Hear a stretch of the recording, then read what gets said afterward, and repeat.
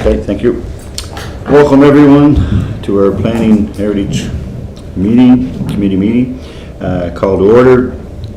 Declarations of conflict of interest? None. None, thank you. Approval of the agenda? Great. Good, great. I'll need a mover and a seconder. Moved by Mayor Brown, seconded by Councillor McCabe. Adoption of the minutes. I guess we'll adopt them first and then in business arising. So I'll need an adoption of the minutes. If you want a minute to read, that's fine. Mr. Chair, the package I have is what I didn't get the minutes. Oh yeah, I guess the minutes aren't in, are they? Probably because the meeting was so long ago, maybe. Well, I think the meeting goes back to August 6th. Already August 6th, it says here. Yeah. Well, if you want, we can just dispense with that. We can bring them forward at the Could next you? meeting. Yeah, Is that all right? just to be sure, yeah. Yeah. Let's do I that. know Robert's been Yeah. trying to follow Okay. Alan's footsteps. Pretty tough job. There's a lot of stats. So we'll just move right into discussions and updates. So 6A is the direction on our short-term rentals. I guess both Alex and Robert will. I'll start it off, Robert, and then Yeah. pick it up. So at our last planning committee meeting, and the committee's been asking, what is our strategy as we move forward with short-term rentals? We did indicate that we have a report prepared. It's the report is basically indicating where this issue came from, how long it's been around, how other communities are dealing with this issue. If you'll recollect the Walksmith report that we had commissioned in regard to the impact of SDRs on the local market. We had the public meeting last, was it May or April? May. Which one? Yeah, May public 17th. meeting on SDRs. May. So there's some discussion in there. So the purpose of this report is we've since the public meeting in May, it's been it's the summer months, not an ideal time to have public hearings. We're getting geared up to go to public hearing in October, and we thought with your review and your blessing, we could we could release this report in the next little while. And really what it does, it brings everybody up to speed in regard to, where this thing started, all of the data, the research, some of the direction that we got from the public meeting. And then there's other tools that you're going to need to contemplate. We have to create a registry bylaw. We have to create a summary conviction bylaw to bring it all into place. There'll be other, we're using Granicus, which used to be the host compliance, but bought it by Granicus. We're using a scraping tool, that's where we get our data, but there's other services that they can provide if you do intend to regulate this type of operation. So with that, I'll give it to Robert, and he can give you sort of a high level, sort of an overview of the report. I realize that you folks have just gotten the report recently, but again, you don't have to give a decision today, but if you could, whether you take it away tonight, and if we could have a decision by Friday, possibly, that you're comfortable with the content, then we'll release it on Friday with the communications department. Please be advised that the City of Charlottetown anticipates coming forward in October on the issue of short-term rentals. There'll be a public hearing that month, but this document is sort of creates a level playing field for everybody in regard to where we've been, what we've heard, what the research said, and some of the commentary we heard at the public meeting. So it kind of tees it up for the discussion that will happen next month. So with that, I'll hand it over to Mark. Could I just ask, Mr. Chair, Sure. just before, there's no mention about the public consultation that we had in June 19th, 2019 at the Conference Center that talked about, it was, I think, the platform was the survey that we did, the online survey. I remember Correct. Yeah. the criticism that we received, and there wasn't, it came too late, and we couldn't get access to. We do have minutes from that meeting, right? Because that was a public consultation. Yeah. Where we had about 300 in the room. Remember that? Yeah. So essentially, that June meeting was to basically inform and bring the issue of STRs up, as well as it's like the impact to like the housing market, the tourism trends. And it was really just to kind of frame the discussion around the STR issue and just to receive some feedback. But you presented the 5 scenarios.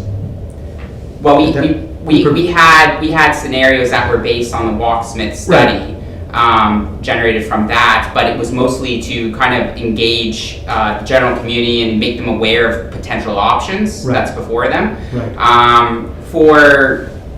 For brevity's sake, we kind of focused on the May 17th meeting, the one that was just recently held, where they actually had the full access, because the report wasn't completely released at the time. So now people had the full report, the Walksmith report, they had the scenarios.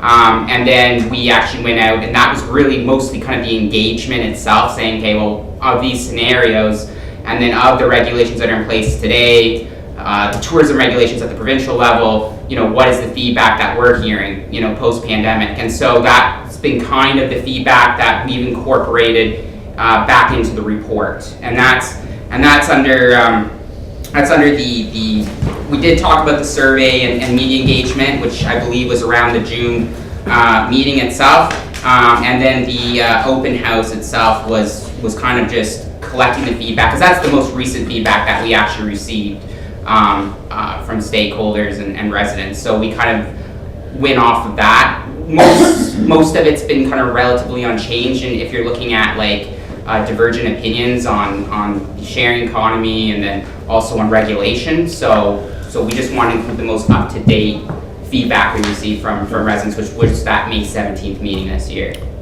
So if I may just interrupt for a sec, Robert. So you came to council. I think we presented this to council, and we kind of made a decision of some sort of 1, 2, 3, 4, 5. I think my wife, was it 4, Robert? Yeah, I believe so. and it was 4, I believe, was at that time. Right. But the issue was at that time. yeah, well, I guess that's You didn't have the benefit of the meeting you had in May. right. To kind of present that. At that time, council had to make the decision themselves on those 5 So options. that was a good reason for having the meeting. And then they would have heard from the public as to what the public wanted, but, and again, it's up to you folks, but that meeting in May was intended to get some feedback on those 5 options.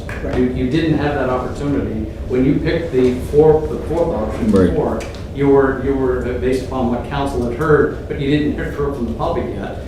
You would have gone to a public meeting. You may have changed your opinion on that, but it's just a little bit of a different circumstance. So just to clarify, I think there was some confusion with the public as to why we had the meeting in May, but that's the reason we had the meeting in May. Some people thought that was going to be, the decision would come out of that meeting, but really what we're trying to do is, everybody was by that time aware of that there were 5 options on the table, the Walksmith report. People were fairly well informed on it, so we heard from them at that meeting. And in my mind, but that's your decision, it's very helpful in regard to what you heard at the meeting. You all know what you heard. Robert kind of encapsulates some of that, but before we release this, we just want to make sure that our interpretation of what has transpired and what you heard at the public meeting is in sync. It's insane. Good. Thank you. Sorry, Robert, for the interruption. No problem. So do you just want me to run through kind of every section? Just, Just give a brief, if you want to just cover and then we can take it from there and read it and get back to you by Friday. Okay. Yeah. So the executive summary just kind of gives an outline of, it breaks down the high level of what the report delves into.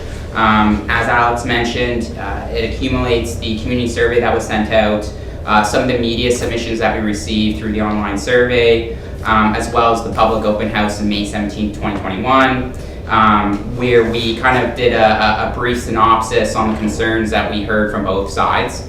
The next part of the report goes into the data collection methods. So there was multiple methods that we collected aggregate data. So that was looking at like the housing trends itself, looking at the percentage and vacancy rate, also looking at the cost of housing, both from a market perspective and a rental perspective, as well as breaking down kind of the aggregate data on like how many private properties were short-term rental out within the last couple of years.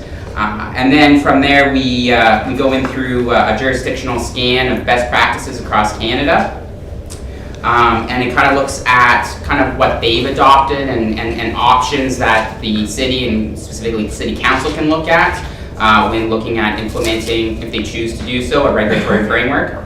And then we get back to the discussion on the impacts of short-term rentals on the availability, affordability of housing, as well as land use impacts. So looking at like how that can cause neighborhood nuisances, and then how that also relates to building fire code compliance, and gets into some enforcement. And then the last section is an option just to review and look at a post-implementation monitoring strategy. So depending on which option council decides to pursue, there is the concept where council could look at how effective or that option actually is when it's being implemented. So that's kind of just a brief high-level outline of the report itself. Okay. In regards to some of the background information that we received, I don't want to get into like really hard data. I'll let you guys take a look at that. I think everyone is aware of the municipality's exceptional growth that we've seen. Specifically since 2016, we've seen a lot of growth. That's impacted housing as well as rentals, prices of rentals and the vacancy rate. So there's some figures in there that you can take a look at from CMHC that gets into when we were at 0.2%, and then we kind of raised to 2.9% in 2020, as well as how rents have proportionally increased with the drop in vacancy rate and then the slight recovery. So all that information's in there. Then we go into looking at the so pre-pandemic levels, so how STRs have been impacting housing and from an availability and affordability perspective. So looking really at the data, which was 2019, and a lot of this data was actually presented at that May 17th meeting, where we had to use the most recent data set that wasn't really impacted by COVID, because everyone knows COVID's really impacted all kind of industries, and it was really an outlier if we look at the data set. So we had to look at post-pandemic levels. And so that kind of gets into, I provide some of the figures, some of them that are extracted from the Locksmith report, some things that we've looked at from just data analysis from some of the software scanning tool that Granicus has provided us. So you can see that that's all bulleted there with the figures listed. All the figures are at the back of the report itself after the references. So that's kind of getting into that section. Then the next section is looking at existing policies and regulations for the city of Charlottetown. I would highly recommend that everyone look at that, because despite there's been some confusion, I think, that I've received talking to residents and some stakeholders, where some have claimed that there isn't any regulations existing, but there are. And we call them basically tourist accommodations as a home occupation. So it's a home-based business. And those regulations have been set forth for over a decade now. And so we do have an avenue or a strategy where if operators wanted to short-term rental their property out even like years ago, 2016 and further back, they had the option of doing that by pursuing a home-based business as a tourist accommodation, like a bed and breakfast or a tourist home. And that was all outlined in the bylaw. So all of that information's in there. The next is just a synopsis of the PI tourism and their licensing component. It kind of outlines that even PI tourism, according to the numbers we received from their registry, more than half of the total STR listings that were operating in the city of Charlottetown weren't even being captured by PI tourism. So they weren't even aware of over half of the STRs that were occurring in Charlottetown itself. And then it kind of gives an outline of how they kind of issue licenses, but they don't double check with the municipality to ensure that the operator or the host actually received municipal approval. So that kind of gets into a little bit of that. The next section is looking at the problem statement, which is, and this is what we kind of heard from residents, stakeholders, is what's the impact of STRs on the affordability and availability of housing. So in that section, we kind of get into looking at how short-term rentals have becoming more increasingly commercialized. which means we've actually seen an uptake where one host will start buying up and owning many residential properties and then renovating them, and long-term tenants leave and they use them for short-term rentals. So we kind of get into some of that information there. I've quoted some interesting studies. If you're interested, there's you can look in the references. There's links and everything in there that gets into that shows how there is an impact to housing, and that has definitely been one of the forefront concerns that municipalities across Canada have been kind of dealing with, and how they've been pursuing a regulatory framework is to curb some of that. Then section 5, we just get into the public engagement. So it kind of gets into some of the data collection that we accumulated. So opinions that we received from residents and stakeholders. So we have the community survey and the media engagement, which was our public survey, and then also some feedback that we received through our general inquiries website. As well as some emails that I received throughout the last couple of years. It talks about the most updated, the public open house we had on May 17th, which gives a synopsis kind of the concerns and issues that were raised during then. And then we get into some of the data collection where we were using Granicus or host compliance before for scanning STR listings, as well as utilizing Professor Walksmith's data that he collected. He utilized host compliance's data, and then he also double checked and verified it with AirDNA, and they kind of ran it through their own software at McGill University there to come up with some more specific numbers on that. And then the only thing that I'll make mention of the public open house, section 5.2, I would take a look at that. Essentially, I went through not only the minutes that were taken, like some of the minutes that were taken during the public open house, I also went through numerous letters and emails and phone calls that I received as follow-up from that open house from residents and stakeholders.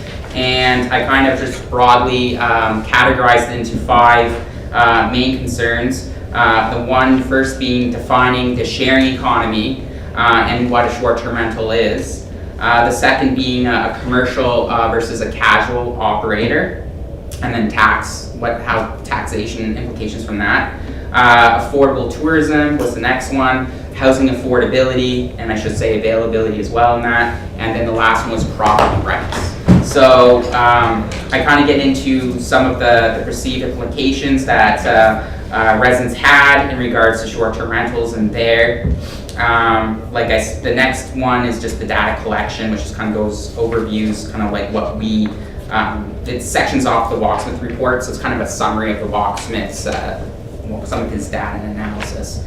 And then we get into jurisdictional scan, where I've listed, and you might want to look at figure 6, which is a table. So essentially I broke down Ottawa, Toronto, and Vancouver, and I've kind of broke down the main points or the main sections of regulatory framework and how those municipalities have responded in kind. So you can kind of contrast and compare how each municipality generally followed the same thing, but had some tweaks and then changed it to fit their local context. So that could be interesting to look at.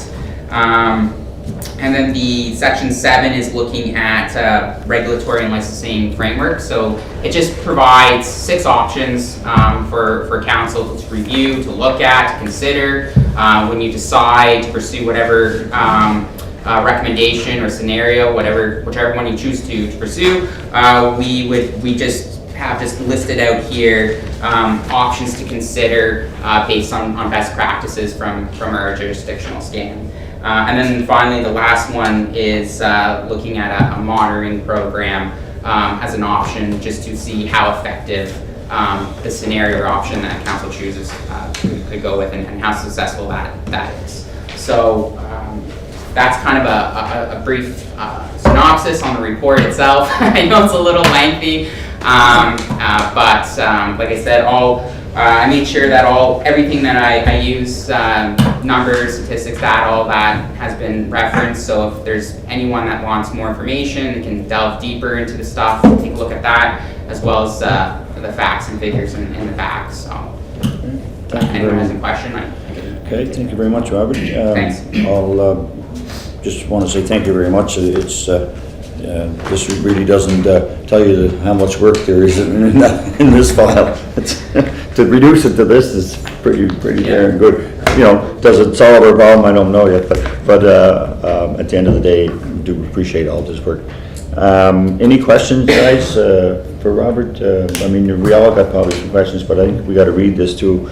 You know,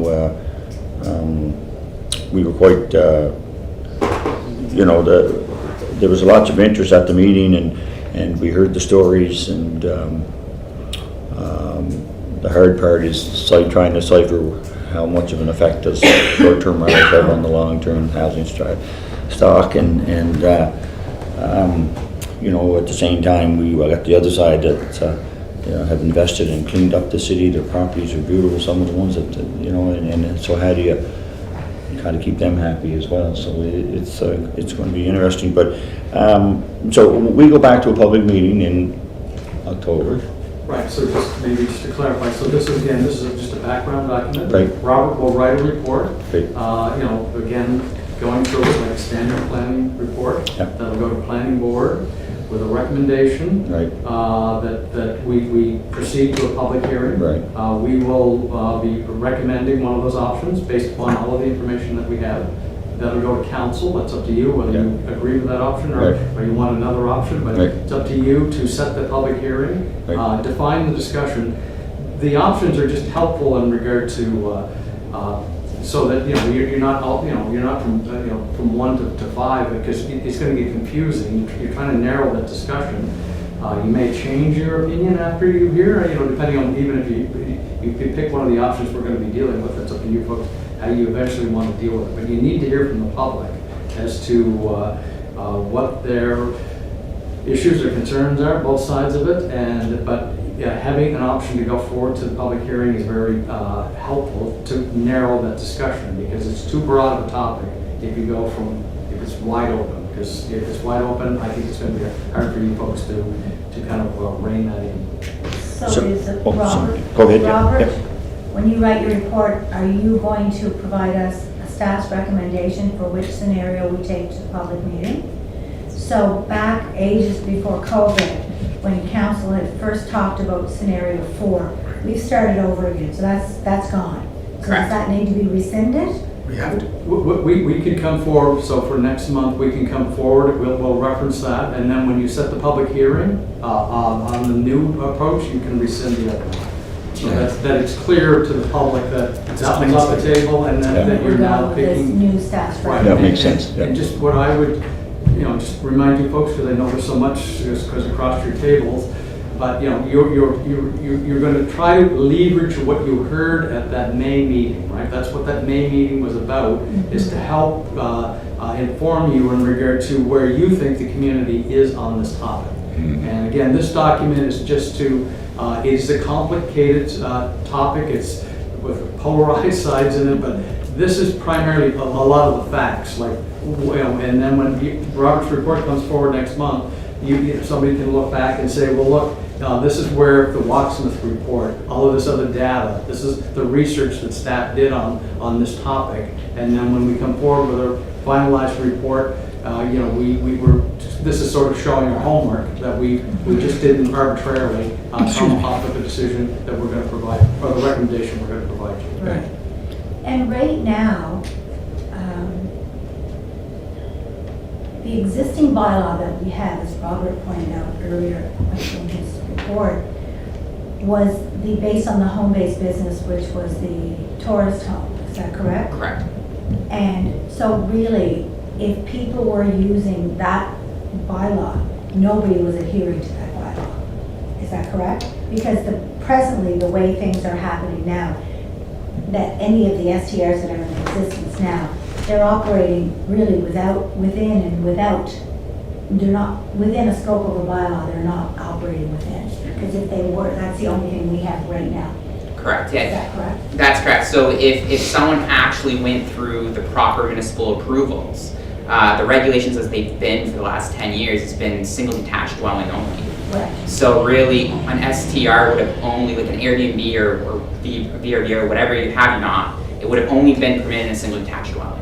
Okay. And so any other situation where we have people that are renting out duplexes, triplexes, fourplexes, apartments, none of that was ever permitted in the bylaw at one point, at one time or another. And because they're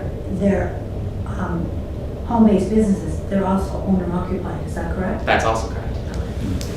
A question I would have, do you have a question? No, I'm just trying to. Okay, so, Process. yeah, so in your report, could you start, like, what the province does? Like, the permit that the province gives you now, right? And how that creates a problem, right? I mean, for the city, that the communication piece between when the permit's given to the person and how it affects the city taxpayer and how, like, that needs to be, I think, explained. I think people, like in this report, is affordable housing, I guess it is affordable housing and long-term housing, have those two topics been covered in this report, or in your report coming forward? In someone's opinion, how much has affordable housing and long-term housing been hit by not having having some regulations further than tourist homes, right? I think that would make life a little easier too, right? We heard the public, and it's evidently the truth. I mean, people would not be that worked up if people weren't losing their housing, and I guess have we reached out to the Airbnb community? What's their final take on things? And what are we doing about those that are not doing it proper? That should be included, like how we're going to go about catching the bad guys. There's probably more of that. If I was to guess, I think there's more of that causing long-term housing and affordable housing. I think that's what you're talking about, some. Yeah. Correct. But And that'll also all- a yeah. monitoring program. Right. like, yeah. So it just, have it pretty laid out, pretty plain English, I think is what I'm trying to say, so that, a chart's a chart, but, it's important that we point out these, and you did a good job. I'm not saying you, I'm just saying that, we need to make it as easy as possible for like, Julie, we're trying to absorb this, right? And for us, we're reading this, we're gonna have a chance to read it, but we gotta make it as plain as we possibly can, right? And Mr. Chair, if I could just say this, how many times, before you came, as chair, have we discussed summary offense ticket? And that Oh, yeah. we were led with the impression that someone else was taking care of it. Yeah, And then to find out, no, it's planning, you guys have to do Yeah. it. That's about after what, 12 months of banding that around? So that 12 months is never going to be recovered. And now it's an added responsibility to Yeah. planning and development because they thought someone else was taking care of it. yeah, But if I could just say, Yeah. in the report, the local tourism industry benefits from the availability of alternative accommodation offered by STRs as it provides additional capacity to accommodate more tourists, increase spending on local businesses, and additional sources of revenue from tourism tax and/or licensing fees. So the province, they just want to let it go. They Right. want to keep this going, right? Doesn't matter if it's in Pisgah, Mount Stewart, Charlottetown, Somerset. So they see it, like for us, yeah. we don't see the HST. No. We don't see the excise tax. No. We don't see the tax from sales of liquor, cannabis, and so forth. That's all provincial revenue generated income. But Robert, it says here 265 of the total 635 STR listings were registered. We knew that. And the province knew The that. province knew that, correct? They knew that, and they didn't do anything to enforce it. Wow. Well, it's, Almost one third of the operators were registered and we knew of another 400 that were No, not, and no one was doing anything about it. And we don't have the jurisdictional power to do it, No. right? Because we don't have SOTs, we thought someone else was working on it, never happened. And I believe like it goes back to PI Tourism's, it's a flawed process. So they would have the operator fill out the tourism licensing form, they would pay their fees to the province. The province would then give them a form back with just a notation that you still must seek approval from the municipality. But the problem was they were issuing their license before they received confirmation that the municipality approved and it. So. once the general person says, oh, I got my permit, that's the last time they're talking about this, and they're gone doing their business. And when you, Mr. Chair, when Yep. you were, give your sign off on this, I'm gonna send this copy to the province. Right. I don't want to speak for them, but I have been in contact with them. That scraping tool that we use, the reason we know this is we have the scraping tool, which is Granicus, the old host compliance. They're the ones that are telling us who's in our community, who's offering the service, and who doesn't have the permit. And so we can check theirs. Are they doing scraping? Well, look, They have more physical firepower than we do. They're not doing it. I don't want to go too far, but I think that they're heading in that direction. Oh, but they're not doing it now. Well, let me get Find out. confirmation from them. It'd be good to know. But I think the two of us are coming together. Good. And That's good to hear. But again, like I say, I was just informing them that this report is going to go public, and that because they're a partner in this, Oh, yeah. and we need to work together on it. So I was provided with some information, but I didn't know that I would. Right. I don't want to communicate what I can't definitively. So what really comes to my mind is the old Foster's ice cream property down here. Spring Street in Houston. The Spring Street in Houston, bed and breakfast there, remember they were gonna sell it? Oh, that's, And remember what a mess that turned out to be, and that's all a case of where they got a permit to do an Airbnb, but they never did the next step, and that is come to the city to see what the bylaws of the city of Charlotte said. There was no fire inspection, there was no, that's gotta stop. wasn't Airbnb, that was a tourist No, home. that was tourist home. Yeah, yeah. But again, though, even in the tourist home industry, there's regulation, but Yeah. it failed miserably. I mean, what those folks had to do to bring that property into compliance is enough to scare you. Could I just finish off with one thing, Councillor Yes, Yankoff? yes, It's yes. going back to Robert's report. Robert says the problem statement seeks to grasp how STRs impact the local housing market in terms of property sale and housing rental prices, but it still allows for flexibility to support the local economy. So regarding July 30th, there was an article about the short-term rental properties, and the person holding the placard says STRs, short-term rentals, are responsible for 1/3 of all rent increases in the last 3 years. Is that from the Wasnet's report, or is that from your report?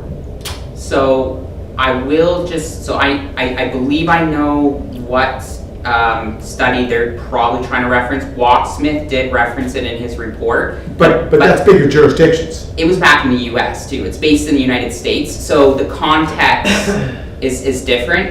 Now, when we look at our data, we look at, rising house prices, rents, clearly there's a correlation, but staff, we can't generate that precise number. We know there's a correlation, but by how much, right? Yeah. Because there's a lot of factors that starts, impacting, the availability and profitability of properties, right? Like we have a huge growth from immigration and we have a lack of supply, right? So, we had the infrastructure services back in 2015, the regional well, which was cut off, which really hampered our ability to increase and get more units, out there in the community while we were experiencing an explosion in population growth. So there's a lot of factors that go into it, but generally speaking, that study was based on kind of correlating how a strong STR industry, especially one that's commercialized, Right. will definitely have a larger impact on the local housing situation in regards to affordability, availability, because now you're starting to get en masse people collecting numerous properties and converting them from long-term rentals to short-term. So a resident loses a long-term rental for the gain of a short-term rental. And that specifically happens at the peak tourism season that we see here in Charlottetown. Charlottetown has, and I believe this is also in the WASS report, we have the highest variation for seasonality. So that basically means that our conversion from long-term to short-term rentals per capita is larger than any place else in the country. And that's really because of the short tourism season we have from May to September. Yeah. So that's kind of where it converges and it peaks. And that's what actually differentiates our context from anywhere else in Canada. Like, from the Toronto, Montreal, Vancouver, is that, we don't see a lot of these rentals last year long, but we do see a lot of them go out of the long-term housing stock for a short duration, and that's during those peak summer months. And the other factor too is the fact that we're a college university town as well. Even that is hurting, right? There's students that have no place to stay. Well, aren't the colleges and the universities STRing, and so then a lot of the residents that want to stay longer In the summertime. can't stay longer. Can't stay long. And then they You're laying in your bed, sorry, you have to get out, one, Yeah. and an STR custom, Yeah. see you later. Well, I'm a full-time student, Yeah. sorry, not now. Yeah, so whatever we do, we have to kind of have some type of answer to the public of these types of questions, right? We really need to Like, get this right. you can write down as many words as you want. How does this affect me? I mean, if I lost my rent, I mean, is this going to continue for other people? That's what a lot of people that I thought spoke at the meeting were very concerned about what's going to happen more, to my friends, to my family, because they've lived through it and they don't want to see anyone else go through it. So I think it's, Well, we need to preserve our communities. Yeah. Yeah. We need our people. Yeah. We need our yeah, residents. it's frustrating. You hear it from all sides. So this isn't going to be an easy process, but I sure do But appreciate. you will be barraged with a lot of data. Yeah. So I suspect for Yeah. you folks, the month of October will be busy. Mm-hmm. You did ask about Airbnb. Right. They did send me an email. They did. And I got back to them and I told them, because of the nature of this, it's best that they work through you. Right. And if if they want to set up a meeting with you, Yeah. and you and I can meet with them, Right. it's just that it's very sensitive that, Yeah. we're prepared to staff having these, we're trying not to be Yeah, showing that I know. we're dealing with one stakeholder group, but not another stakeholder group, so I can reach out to him again and say we're coming forward in October and reiterate the offer, just so that they're aware Yeah. that we're getting close. Because I think it's important that we don't shut out anybody, right? That we hear from Oh, yeah. that we hear from all sides, right? And that's, but the province, I think, is a, the scraping tool is a real good start, like, because I think a lot of the problems are just people are doing it without ever having any. And that goes to the question of why didn't the city deal with this before? Right. We wonder why. Well, you can't do it without the scraping tool. Right. It took us a long time. Yeah. We were one of the first people to get the scraping tool. So then, once you get the scraping tool actually starts to populate the data, and then you get some trends in there, right? Because you just don't want to spike and overreact. But so we've had that tool for a while, and then of course we would have been ready to go a year ago. COVID sort of parked this issue, Right. but it's back. My last comment is that typically when we do reports, we don't use major cities. We're not, because we're not a major city. The reason that's in there, these are all the cities that blazed the ground in lawsuits and everything else, and they're the ones that have had the longest experience with this, and they were the ones that jumped on it first because, Toronto and Vancouver, they were having significant problems with these are huge cities. But that's the reason, and we'll be one of the first places. Halifax, I think, is the only place that I'm aware of, Rob can correct me, will be then, and we would have been before them. They brought in their SGR bylaw after, during COVID, where we would have been possibly the first community to tackle this issue. So we're a bit of a trailblazer in Atlantic Canada. Robert, do you know anybody else in Halifax Regional Municipality that's got a bylaw? Not specifically. I know that Halifax was in contact with us when they were forming their own regulations. Right. So they actually grabbed our report and some of our documents and actually used that to form their whole licensing framework. Interestingly enough, right now Halifax is only in registration mode. So they're going to be allowing STR operators 1 year to register with them, and then they're going to start implementing an enforcement framework this season coming up. Wow, that's a good idea. That's not a bad idea at all. So, Chair, Yes, and maybe a question for Alex. He and I had a brief discussion about this before. There's some existing single-family homes that had been recently, over the years, bought up and became extensions to boutique hotels and things like that. Where do you imagine, or where do those sit as we go through this process? It depends on how they get themselves established, but if they need to get an STR license, they're going to need an inspection. There's going to be an inspection regime come with this. That's actually one of the, sometimes staff, from a staff point of view, if you're renting these units, it is critical, and that was the issue with, that was an inn that you were alluding to. the inn, right. They were set up as an inn, Right. and when you're selling commercially, I'm selling you a place to park you put your head down in the evening. The expectation is that is a safe location, right? And if anything happens, that's taken care of by the municipality. So that will be a part of this regime to make sure that these units are safe. We can't do them all at once, so we'll be sort of that's a part of that registration component that will be slowly. Once we've been through once, that's all. And if you met our criteria once, then we'll not be back and re-inspecting. But we need to get to you once. But we're not going to do that all at once because we can't. We'll be swamped, right? So we'll have a list of whoever's registered, and we'll randomly go through that list and try to go after the properties that we think deserve the closest attention first. Older buildings, ones that weren't built to code, those type of things. But that's an element of bringing in this bylaw, is that we do have the ability to inspect them, to make sure that they're okay. So if the units that you're alluding to, if they need to get on an STR registry, then we'll have to inspect it, and we'll flush out any of those issues at that time. With Hopefully. education and stuff, and if we did something similar to what Halifax did, that gives that year of time before, to give people that opportunity. Well, there'd be a lot. There has to be a transitional period. Well, we Yeah, need because more it would be a staff. lot, it'd be a lot of work for the It's great to gallery. have a law, you're right, you have to have the enforcement Yeah. behind the law, and you have to be able to make sure this.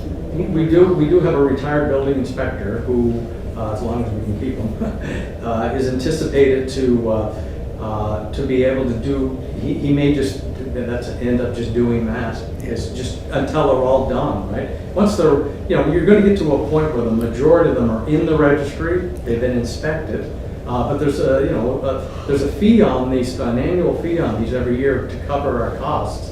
Because you as a taxpayer, if you're not in this business, and you're not making money, I would presume you don't expect that I should be paying that as a taxpayer. You put that onto the people, the short-term rental operators, in regard to ensuring through the license, or the registration and licensing on an annual basis, that they're ensuring that these tools, it's not inexpensive to pay for the scraping tool. Yeah, so And I we'll be, suppose, you go ahead. So I suppose depending on which scenario ends up being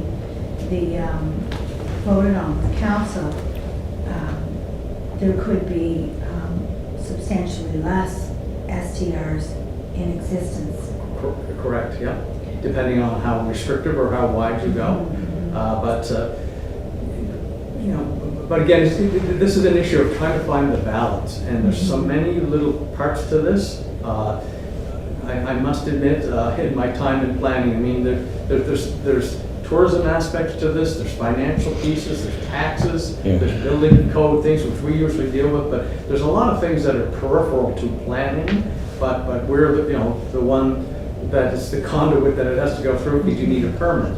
And then the use needs to be signed off, and we're the use people, so we have to, with your direction, ensure that the use, if it's going to be approved, is done correctly and safely. And for us, Mr. Chair, that's the most important part of this discussion, is the health, safety, and fire Oh, requirements big for time. any of these Yeah. proposed STRs. But if I could just follow up Robert talked about in 2017, principal residence listings were at 66%.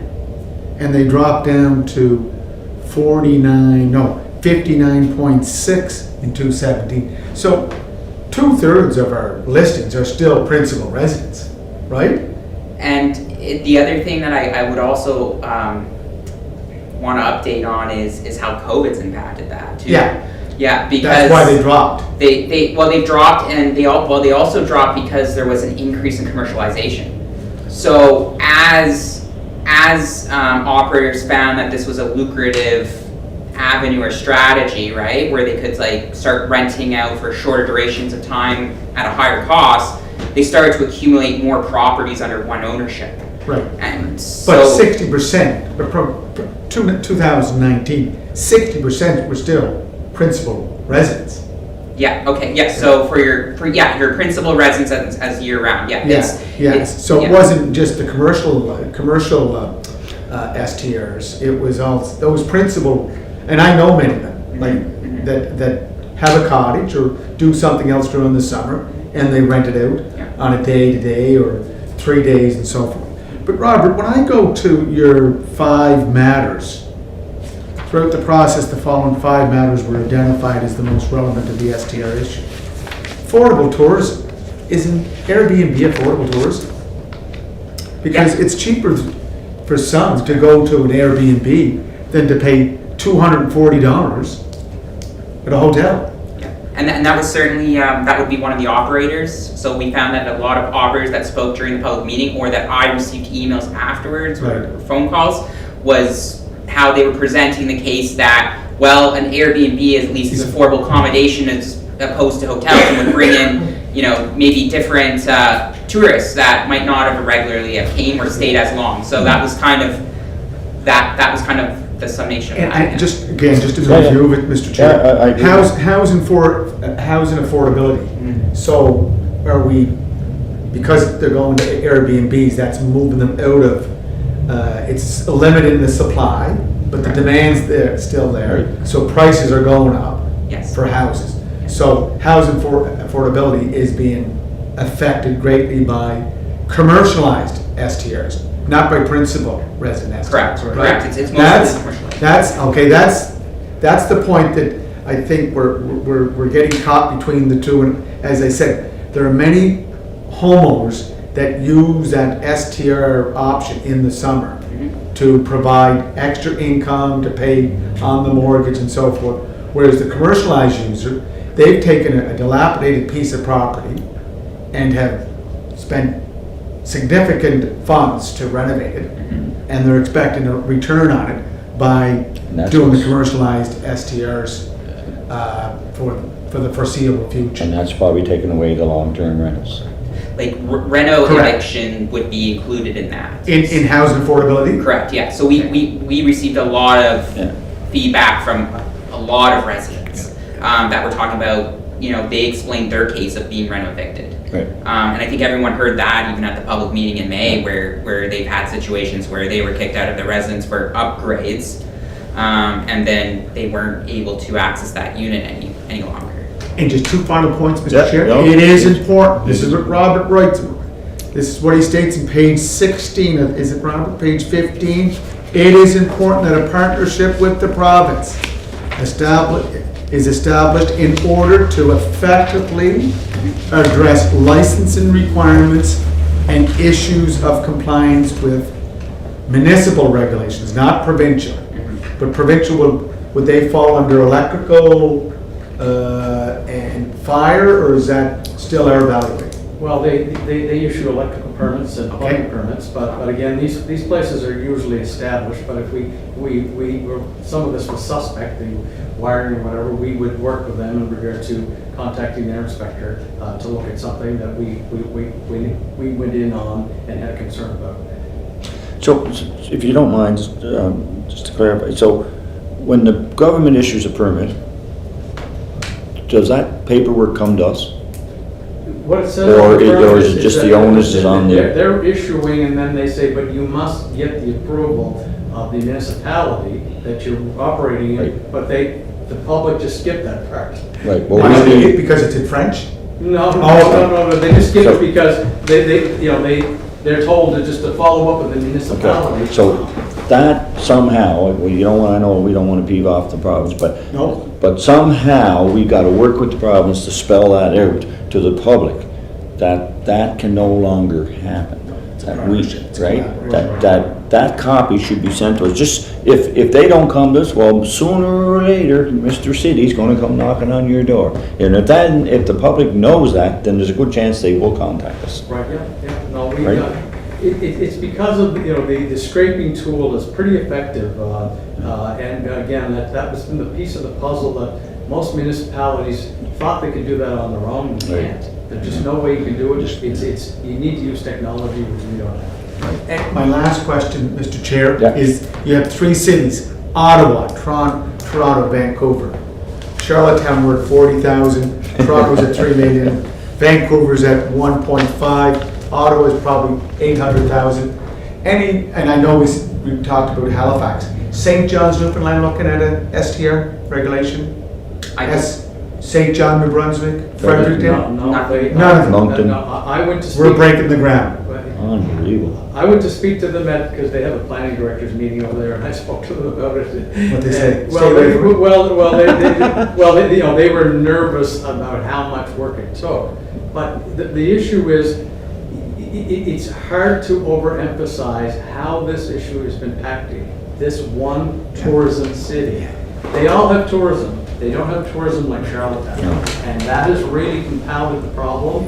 And again, just on the mayor's point, even though those big cities are, their issues are on much larger scale, but for our size, this issue has been impacting us just for those months from May to September, because it's a tourism town, and we see it just walking down Queen Street, which you're on every day, but when the 200,000 cruise ship people are in this town, it's just a totally different place. Yeah, it looks the whole different, but, yeah. Right. So, we have some unique issues here, and hopefully we have a unique response to this issue.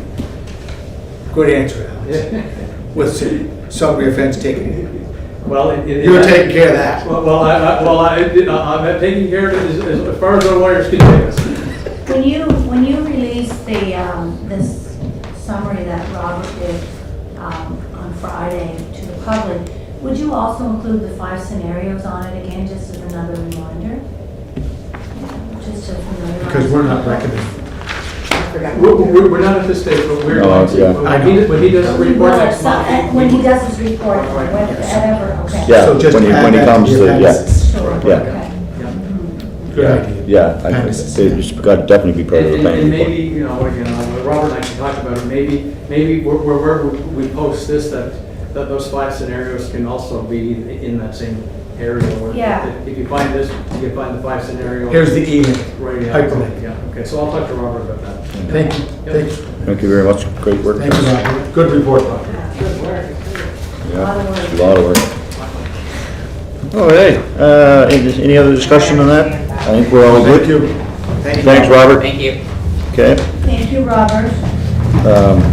and I gotta tell you, it would, the amount of volume of work that takes, I don't know how his head's on straight. Well, but again, it just, for some amusement, when I told my colleagues, when I told them what we had done, and the amount of tickets to get it done, they were all like, planning departments are so busy, and they looked at that, they're waiting for it to percolate to the point that it is in Charlottetown, but it's not there yet, but they will likely all get there, because it is an issue in the community. Follow the leader. Yeah. I just hope that we have good communication with this, like, Yeah. keep You people want to informed. of all- satisfy, like, there No, are you're- groups, individuals Yeah. that we But, contend with all the time. we gotta do our best though to communicate, right? That's the key here, and don't leave any group out, and there's gonna be some tough decisions, of course.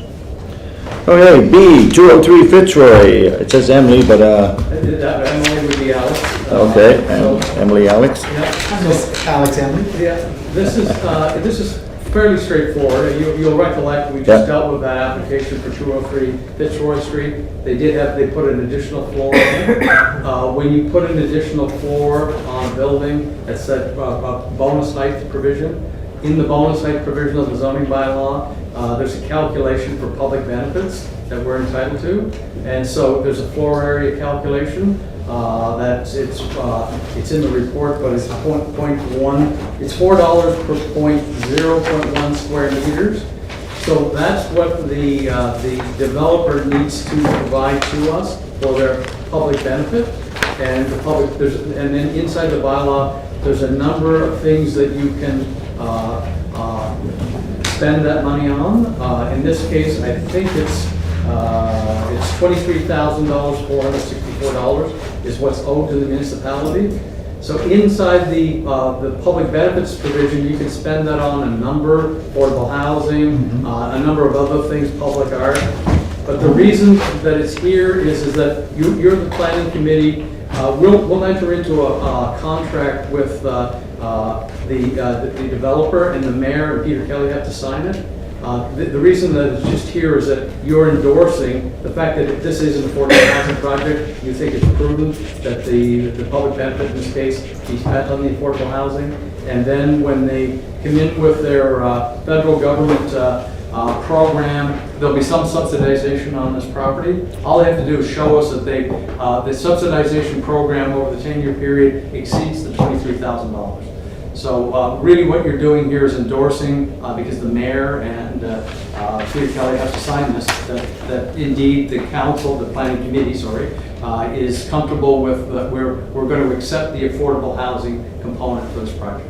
That's Easy peasy. Yeah, I mean, my goodness, we Yeah. did it. right. I mean, affordable housing on that menu Right. is the easiest one to pick. Right. But No. you may have seen another one where could have been a part of town where you would have preferred affordable housing. You may have some leverage in the future to say, we don't need public art there, we need some affordable housing. Yeah, So this was pretty straightforward. And Alex, will this project, will it be qualified to apply for the affordable housing tax incentive?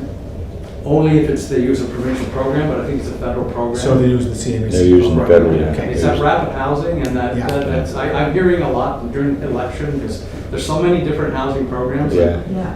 And just on this, I know that there's some planning board members who are struggling with all of these, when they're sort of signing off on these things. And I think some of them would like more information. These are complicated programs. I don't even know exactly how these programs are run, but all Robert and I need to do is we need to see a contract. We need to say that somebody's subsidizing these units to a certain extent, and that's the federal program. That's the federal. And then the $23,000, that's going to be easily resolved. But if you want to get into the tax relief, the building permit relief, all we need to do is see a contract from the province that they are, because their programs are much more income. Right. It's much more robust, and Yeah. they're supporting and subsidizing these units. Yeah. So, again, I know some of your colleagues on the planning board would like to know about these programs. It's not so much of the programs, it's just what is the community getting through Right. subsidization, and what are we giving? So we give, that's outside of the planning program. The incentive program is somewhat, it could be through the CAO's office, or it could be through our new finance guy, but Yeah. that's an incentive to build affordable housing, and so it's the provincial programs that open that door. Right. Both doors can open for these bonusing in the municipal, or in the official plan, and the zoning bylaw in the downtown. Right. I have no problem with it. No, I think and you know the lot there, Yeah. Councilor McLeod, it's been empty since Yeah, it's good to see Condon that. Bullet Mills left. It's good to Since, see. no different than when the Red Onion burnt down Yeah. there in Hillsborough Street. Yeah. I think I was 12 years old. Was it 50 years ago? And Philip and I are of a similar age, so that wasn't yesterday.